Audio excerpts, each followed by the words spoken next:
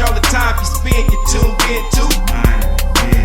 It's time again to cherish all the time you spend, you tuned in to. It's the number one podcast. The topics of discussion when we broadcast.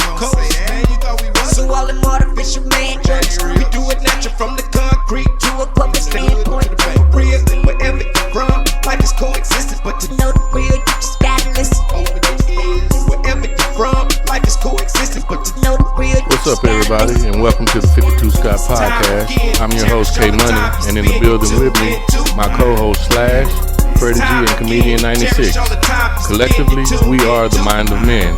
You can find us on X, formerly known as Twitter, at 52 Scott Podcast, Instagram and Facebook, the 52 Scott Podcast, and if you're on YouTube, don't forget to like and or subscribe. What's up, fellas? Welcome to another True Tuesday episode. Man, you know, the last 3 weeks, fellas, I've been talking about moves that 47 has been making, and if you're paying attention to the things that's going on in the world and in America, you'll kind of see that it's looking familiar. And in my opinion, and I want to stress this is strictly my opinion, I can't even speak for my three comrades here, but if you guys agree, you know, feel free to give your input. But in my opinion, you know, I feel like we're going back to the old Jim Crow days, to where this is actually Jim Crow 2.0. And I just want to give a brief description of that time and the terminology. It first was originated from a minstrel show from a white actor named Thomas Dartmouth Rice in the 1830s, and he was perpetuating and stereotyping African Americans. You know, he was performing in blackface, and I think Freddie G, you may have talked about this in one of your shows, I think on the Black Friday possibly. But that the term Jim Crow actually became synonymous with the laws and customs that enforce racial segregation and discrimination against African Americans in the United States. And some of the key features were racial segregation, which mandated the separation of races in public facilities, including schools, transportation, restrooms, and restaurants. Now, things haven't gotten that bad yet, but again, you know, the route and the path that we're on, it's hard for me not to even think that it possibly could even get to that level, you know what I'm saying? Another feature was disenfranchisement, which southern states implemented various measures such as literacy tests, poll taxes, and grandfather clauses to disenfranchise African Americans versus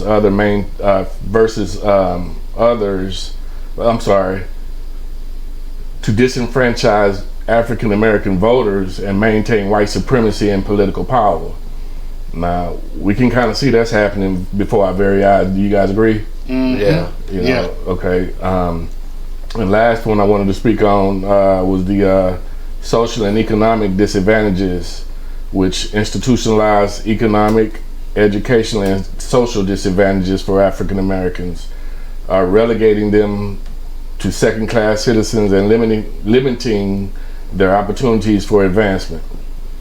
We all know getting rid of DEI was a prime example of this. Yes, that's for sure. You know, so again,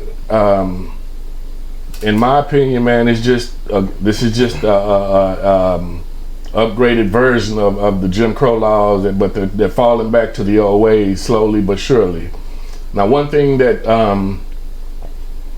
I wanted to mention, and this had to do with the first feature that I spoke on, which was the racial segregation. And I don't know if you guys saw or heard about this in the news last week, but it was a black student that was discovered hanging from a tree at Delta State. No, yeah, I heard about. I heard about that. Really? Yeah, and wow. It's saying it's the Mississippi State Medical Examiner's autopsy, which appeared to be consistent with the investigation that's going on, and saying that this was a suicide. Now, a black student hanging himself. No, I just can't see that happening. Well, now I actually know somebody personally that was a young black male in his early 20s, and this was like about 2-3 years ago, and I know him personally, hung himself. And so it doesn't surprise me that a young black male today, in today's society, the way these kids are built and the way that they are, it doesn't surprise me that a young black male would hang himself, but that's not normal. But what makes that situation a little sketchy is the state in which it happened, right. Because there's a lot of historical residue that didn't favor the African Americans in that state. Correct. So with that historical residue, the bad historical residue, it makes that kid hanging them found hung.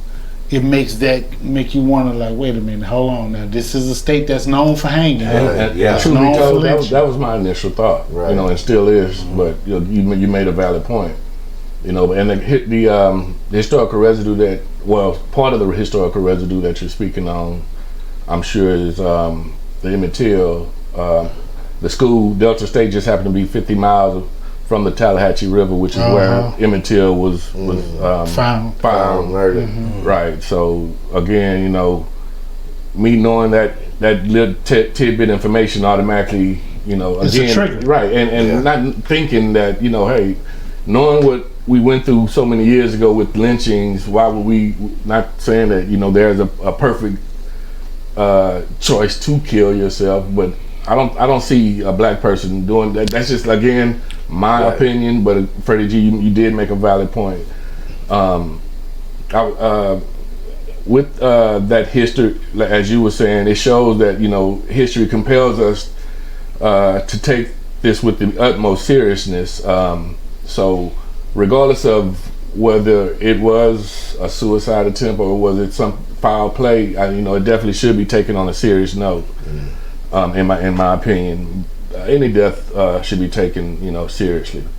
Second thing that I wanted to talk about, man, because I actually wanted to talk about a variety of things that kind of show that you do know that we're going backwards versus forwards. And if you guys have any ideas or examples that you may have seen, you know, recently or that's going on right now, please feel free to share. But I wanted to speak on freedom of speech, you know, which is our First Amendment right. And this is something that, you know, has been exercised probably it's been, you know, exercised for a while, and this is basically to protect the right of freedom of religion, freedom of expression, and the government and from government interference. And I'm bringing this up because recently, you know, Jimmy Kimmel was pulled from ABC for criticizing, or not criticizing, he made a comment on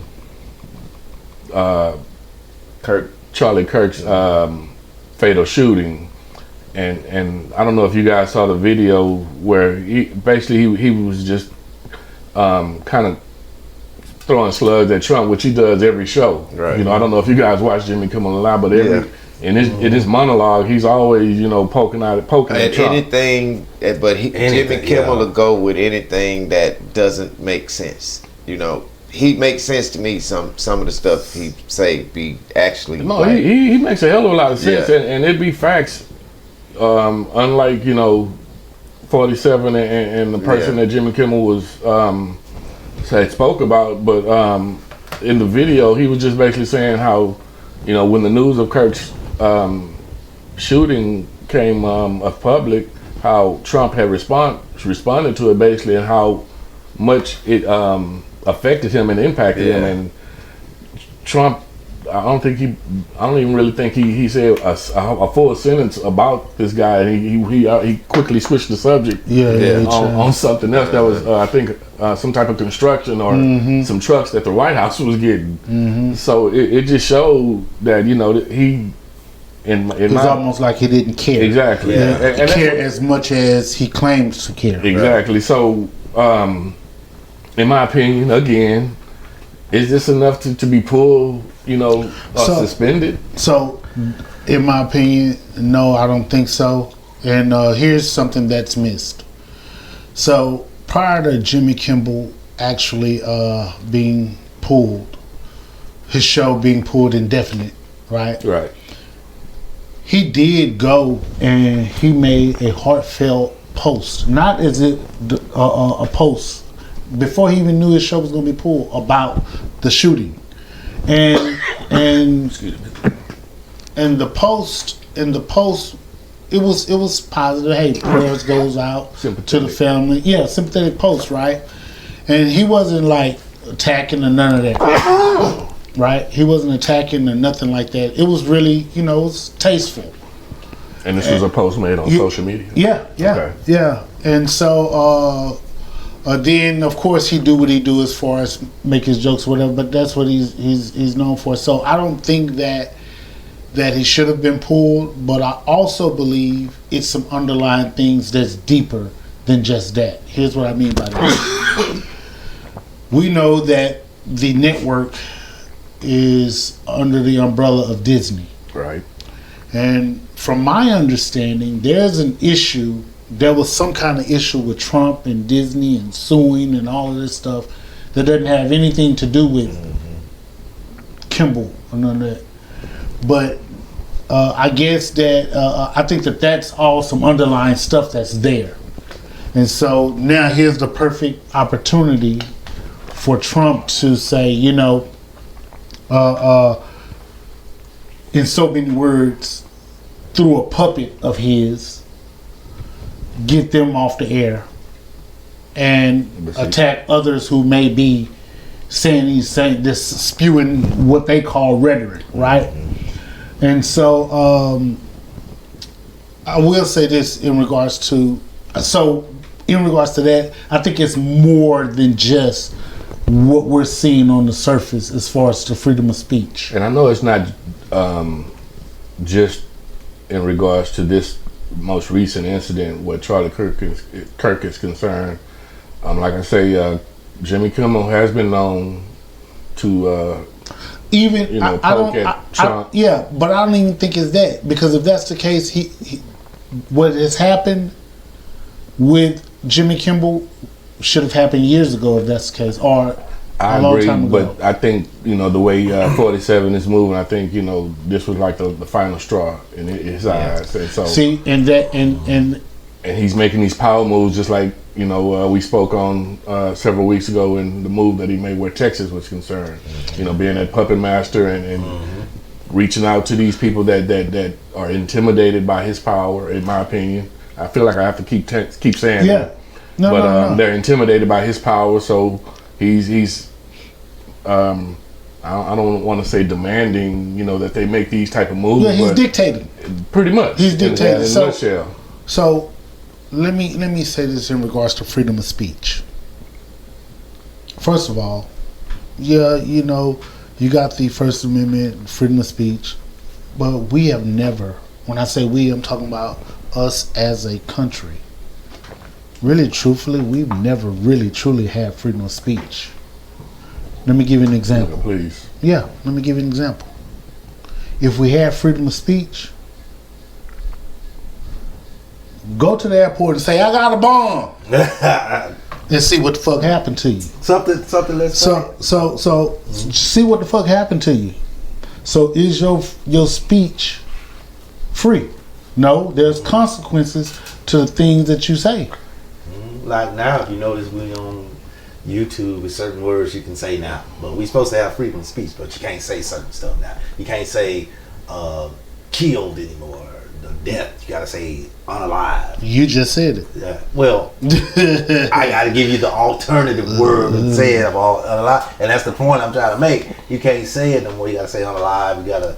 So it's really, it's like. So let me ask you guys this, and I agree with what you're saying in regards to how we have to be selective on our choice of words now. But when did this change? Because to my knowledge, the First Amendment hasn't been revised or anything like that. I don't think it ever changed. To the point, Freddie G, you made when you said you made a statement about Damn, I just forgot. Trump. No. Free speech. Freedom of speech, but you said Going that to the airport and saying I got a bomb. Now, the thing that I get from that is I can understand why that should. Yes, they need to take. That's a threat. Yeah. That's a threat. More or less free, and of course, it is freedom of speech because you should be free to say but certain shit. And because of what happened in the past, as far as 911 and people taking these bombs and shit on those planes or just hijacking these planes, that is extremely serious. So I can see why they would take that statement and say, "Don't say this shit." So check this out. So check this out. That's taken as a threat. I get it. Yeah. Go in your job right now. Go in your job and you say, "I got an issue with all honkies and crackers." So some shit you just don't do. Yeah. So which means that And that's not because it's not freedom of speech. That's just because I don't even want to face the consequence of me doing that when I know what you it said is. the key word. Yeah. You said the It's key a word. consequence for that. Exactly. So that's what I'm saying. So here's the thing. Comedian 96 make a joke with me. He laugh at when I say this all the time. He mocks me when I do this. I'm like, go ahead, you can say it. You can say it. But there are consequences behind your actions. So how free is it? Yeah, now that's the question right there. How free? Because there are consequences that can cost you your freedom. Yeah.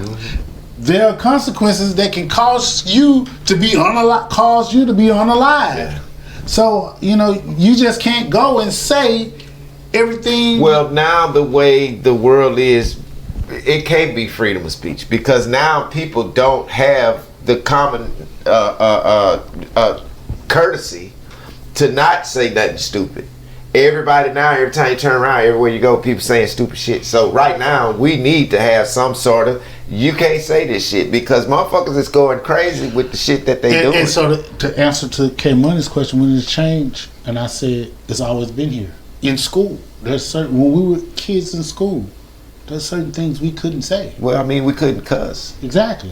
Amongst other things. Yeah. There's certain things there's rules. Okay, well let's go a little further with the freedom of speech and the things that we're speaking on, because you made great examples on how we really don't have 100% freedom of speech. Now, according to the First Amendment, it's supposed to guarantee freedom of expression by prohibiting Congress from restricting the press of its rights of individuals to speak freely. So that one sentence right there, in my opinion, has been misunderstood, I think, by all Americans, because just as Slash mentioned earlier, you got nowadays, there's motherfuckers out there that's just totally speaking freely and don't really have a problem going to the airport saying, I got a motherfucking They'll bomb. go in there and say that's just how thorough they are. Right. So I can understand certain restrictions, but in this situation with Jimmy Kimmel, and like you said, it's also been said for other people like Jimmy Kimmel, like Jimmy Fallon and other talk show hosts, that he's now going after. In my opinion, that's the government trying to muzzle the press, in a sense. Well, you're 100% right. It is. But again, it's been happening. It's been happening with other presidents as well. It's trying to muzzle the press. Now, I agree. It has been, but Trump, and I hate saying his name, 47, he's extremely bold with the moves, and as we've stated before on previous shows, he's trying to distract, at the same time make a big move. Smoke and mirror. Smoke and mirror, good word, good choice of words for it. And it's apparent what's going on, and my issue, as I've said before on previous shows, is why the fuck can we not put an end to this before it gets too bad or too far gone to where we are back in these times where Jim Crow was very evident. I tell you what, if he lasts this full term, we will be in the Jim Crow days. Because this man, it ain't been a year yet, and it seemed like it's forever that went on this year. So check this out, man. So check this out. Number one, here's something to think about. He hasn't been the president a full year yet. But he's done a lot of damage. Yeah, so think about that. That's number one. Number two, the Jim Crow era really, truthfully, only affected us as black folk, right? It's finna affect Now everybody. now check this out. So it's more so. Now this is not to go against your title. Well, no, that's why I said 2.0 because Yeah. it's not just the Jim Crow era did just affect us, but now in 2025 it's not just us. Exactly. So Okay, does that's why. that? So not to cut you. No. Does that make it equal now? That it affects everybody. In a negative way. Because No. in a negative way it does. But what I'm trying to say is we supposed to have that same equal rights. Now that Jim Crow affects everybody, does that make it equal? Is it an equal playing field? I don't think that it is. I don't think that Because we still, as black people, gonna get rejected from a lot of stuff. Yeah. You know what I mean? I don't think that it's equal. What I think that is it makes things even more lopsided than they were before. Because it's a confusion now. Because now it's like, okay, we're going to, all of the things that you fought hard for, black folks, to get where you are today, we're going to try to strip all of that away. On top of stripping all of that away, we're going to implement other things to further keep you pushed back. Boy, I tell you. So it's more than just the. I know you're saying Jim Crow 2.0. It's more than just dealing with black folks and I understand your point too. / by making things equal. No, what's happening is this country, if we continue to allow it, is going to become a dictatorship. Oh yeah.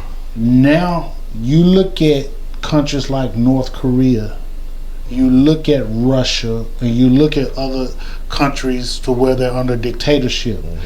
Everybody has to fall in line to the ruler of what he that said. country. Yeah. Now y'all know that he is also trying to make it to where he could be president longer. Right. Of course. Yeah. So he if could that, if that is the case, you got to be what's there. gonna make that. Yeah. But if y'all notice, he's already aligned himself with dictators. The guy you just mentioned, Russia, Putin, and North Korea. Well, he's aligned himself. So first of all, I think that they played him, and he's starting to see Putin. Yeah. Played him. Yeah. So he's waking up to backing see up that. from that. But when you say aligned himself with, I don't think he's really all the way aligning himself with. What I think he's doing is he's trying to learn how to be a dictator. And the best way to learn how to be a dictator is to be around other dictators. And see what they do. To learn this. It's a playbook. Now, in order for him to be successful at changing our country to becoming a dictatorship, that means that he would have to change our government, correct? That's what he's doing. Well, I mean, That's what he's doing now. okay, well, in the way I'm trying to say it, because it is changing before our eyes, but I mean it's a lot of, well, it's a drastic change that's going on. I'm kind of answering my own question as I'm speaking out loud. Let me ask you guys: is there anything that you have seen or observed that where you feel, we're taking steps backwards? It don't necessarily have to be in the Jim Crow era, but you As can a see, country or as a race? As a country. Well, I'm trying to figure out martial law, Jim Crow. It's a got good to one. run hand in hand, right? That's a good one. Well, the use of it, use the of it. reason he's using it, definitely I don't feel was legitimate. Right. And we've talked about that. And I know we was talking about it last week. We was thinking that he was sending all the military to the Democratic states, but then he just made that move, and they sent him to New Orleans, Louisiana. Well, Louisiana's a Republican state. So now I'm thinking maybe he's sending them all to the black states, not just necessarily Democratic. Because we was thinking Democratic states first. Well, last move. No, not Democratic states, but the New Orleans has a Democratic governor. I think he's sending them to the states that have Democratic governors. Oh, well, Louisiana has. They have a Democratic governor. They Oh, always okay. have had Democrat. Yeah, because I just looked it up. It was red. They said they were Republican states. But even if he did that, even if he did what you thought he was doing, right? I can see him doing something like that. Right. But here's why he would do it. You see, it's kind of equivalent to this. If he keeps you guessing, then there's going to always be people that we would have an issue with supporting him. Here's my point. If you run into a black guy that's a Trump supporter, you'll be like, man, what the hell wrong with you? You see what he's trying to do, right? So what I think he'll do, and to your point, Comedian 96, if he was to send some to a Republican state, it'll be equivalent to what he's done by pardoning Lil Wayne, pardoning Kodak Black, to where it's like, okay, you see, I do like the blacks. I do nice things for them, you know. And then now it keeps you confused on, do he really mess with us, or do he? That's who he is. Yeah. So he's playing both sides of the fence. It's fucking con artist. When there's enough evidence to show that he don't give a damn about nobody but himself, it doesn't necessarily mean blacks. If some white folks get in his way and don't line up what he talking about, he'll shit on them too. He don't care about nothing but people who do what he say and align with what he wants to. That's it. And that's dictatorship, and that's a dictatorship. Well, in closing, man, we've stressed on many of our shows, and I'm gonna end this one with stressing it as well. And it's being seen and shown before our very eyes that, you know, what's going on is really not a joke. So, you know, please get out there and do your job and vote. Y'all come back. Peace. This concludes another True Tuesday episode, and be sure you tune in tomorrow for another episode of Women Wednesday with Freddie G. Don't forget to follow us on X, formerly known as Twitter, at 52 Scott Podcast, Instagram and Facebook, The 52 Scott Podcast, and if you're on YouTube, don't forget to like and or subscribe. And to all my 52 Scott faithfuls, it may be new to you, but if you heard it here, then you know it's true.